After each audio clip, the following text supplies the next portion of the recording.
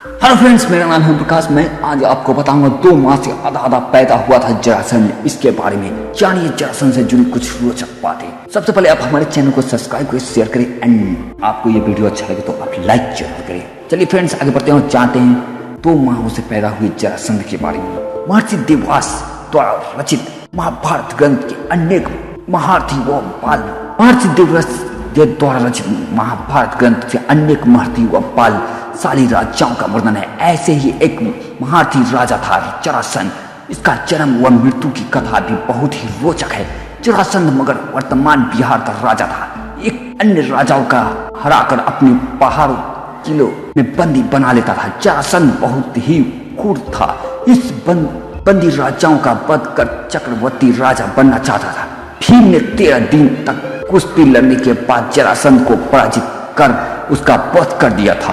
कंस का ससुर था जरासंध। जरासंध का मथुरा राजा कंस का ससुर पर परम मित्र था। उसकी दोनों पुत्रों की अस्तित्व व प्राप्ति का विवाह कंस से हुआ था। श्री कृष्ण ने कंस का वध का प्रतिशोध लेने के लिए उसने 17 बार मथुरा पर चढ़ाई की, लेकिन हर बार उसे सफलता नहीं हो पाई। जरासंध के भय से अनेक राजा अपने राज छोड़कर भाग गए। शिशुपाल जरासंध का सेनापति था। 100 राजाओं का करना चाहता था वध। जरासंध भगवान शंकर का परम भक्त था। उसने अपनी पराक्रम से 40 राजाओं को बंदी बना लिया था। बंदी राजाओं को उसने पहाड़ी के किले में कैद कर रखा था। जरासंध 100 को बंदी बनाकर उनकी बलि देना चाहता था, जिससे कि वह चक्रवर्ती सम्राट बन सके। कैसे हुआ था जरासंध का जन्म? मगध देश में विदहस्त नाम का राजा था।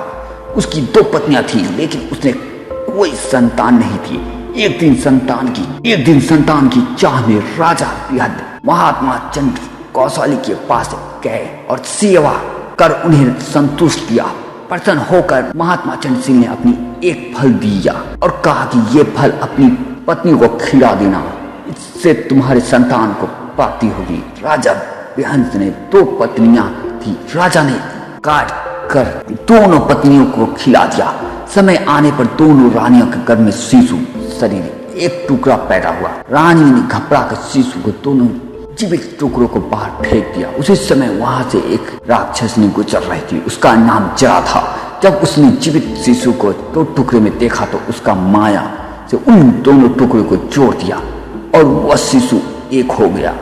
एक शरीर होते ही वह शिशु जोर से रोने लगा। बालक की रोने का आवाज सुनकर दोनों रानियां बाहर निकली। उन्होंने उस बालक को गोद में लिया। राजा बृहद भी वहां आ गया। उन्होंने उससे राक्षसनी का उसका परिचय पूछा। राक्षसनी ने राजा की सारी बात सच बता दी। राजा बहुत खुश हुआ और उन्होंने उस बालक का नाम जरासंध रख दिया, क्योंकि उसे जरा नाम की राक्षसनी से संबंधित जोड़ा गया। जानिए भीम ने कैसे किया था जरासंध का वध। जरासंध का वध करने के लिए भगवान श्री कृष्ण का योजना बनाए। योजना के अनुसार श्री कृष्ण भीम व अर्जुन ब्राह्मण का वेश बनाकर जरासंध के पास गए और उसे कुश्ती के लिए ललकारे। जरासंध समझ गया कि ये ब्राह्मण नहीं है। जरासंध के कहने पर श्री कृष्ण ने अपना वास्तविक परिचय दिया। जरासंध ने भीम से कुश्ती लड़ने का निश्चय किया। राजा जरासंध और भीम का युद्ध कार्तिक कृष्ण प्रतिपदा से 13 दिन तक चलता रहा।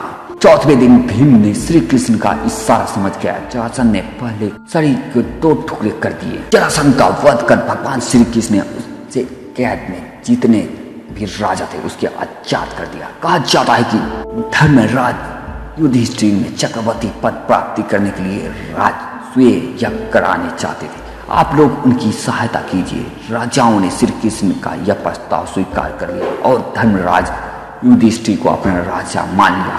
भगवान श्री कृष्ण ने जरासंध के पुत्र सहदेव को अभय दान देकर मगध का राजा बना दिया। आपको हमारी ये वीडियो कैसा लगा आप हमें कमेंट बॉक्स में लिख के जरूर भेजें।